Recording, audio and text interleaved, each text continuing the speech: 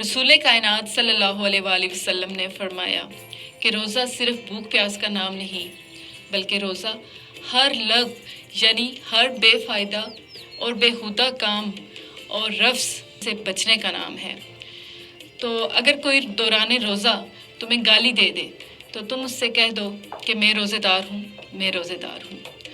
روزہ بھوک پیاس کا نام نہیں، روزہ احساس ہے، احساس اپنے گناہوں کا، احساس دوسروں کی تکالیف کا، احساس تقویٰ اور پرہیزگاری کا۔ روزہ ڈسپلن ہے، روزہ مائنڈ ریسیٹ ہے۔ مائنڈ ریسیٹ کیسے ہوگا؟ اوور تھنکنگ کم کرنے سے، پازیٹیو تھنکنگ سے اور شکر گزار بننے سے۔ روزہ صرف باڈی کا ریسیٹ نہیں بلکہ مائنڈ ریسیٹ ہے۔ تو اس رمضان اپنی پلیٹ کو چھوٹی اور اپنی نیت کو بڑا رکھیں۔